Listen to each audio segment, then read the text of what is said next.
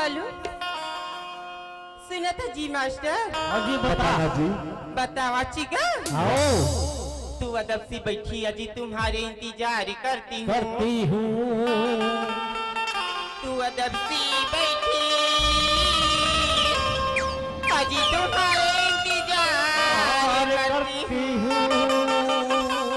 पहले बुजुर्गों लोगों से अजी पहली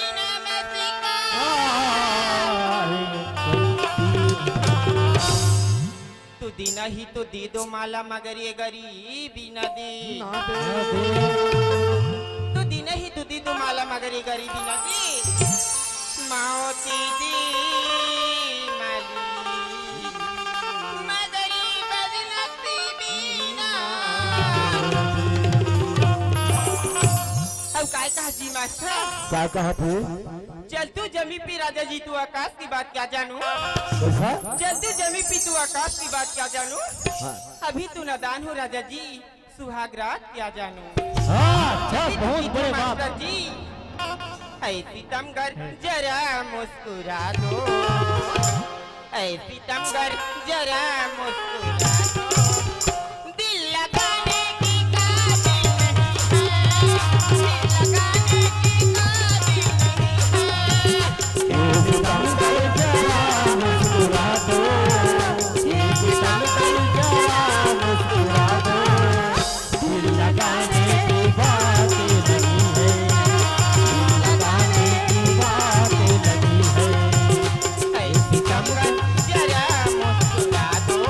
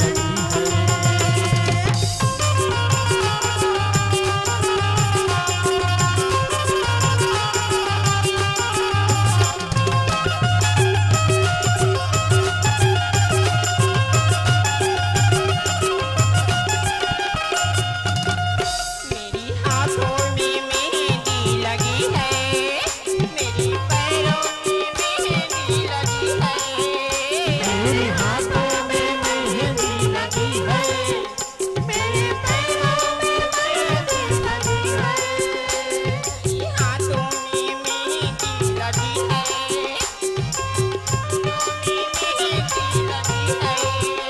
मेरे हाथों में मेहंदी लगी है, मेरे पैरों में मेहंदी लगी है। अजी मेरी हाथों में मेहंदी लगी है, मेरी पैरों में मेहंदी लगी है। मेरी हाथों में मेहंदी लगी है, अच्छा मेरी पैरों में मेहंदी लगी है। ओ दिखाने दिखाने लगी है, ओ दिखाने दिखाने लगी है। ये सितंबर जरा मुस्कुरा दो, ये सितंबर जरा मुस्कुरा दो, दिल लगाने की बारी नहीं है, दिल लगाने की बारी नहीं है।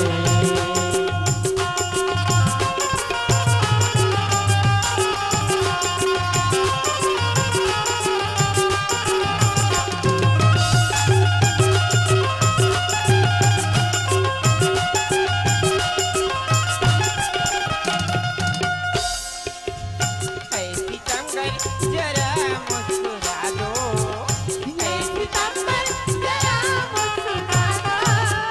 दिल लगाने की बारी नहीं है, दिल लगाने की बारी नहीं है, दिल लगाने की बारी नहीं है, दिल लगाने की बारी नहीं है।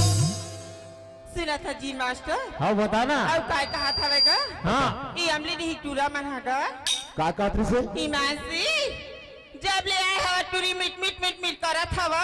हाँ एक आध कन कहीं खवा दे जिसका हाथ रहेगा। हाँ काला खवाबो दई मैं का हाथ रहा बता।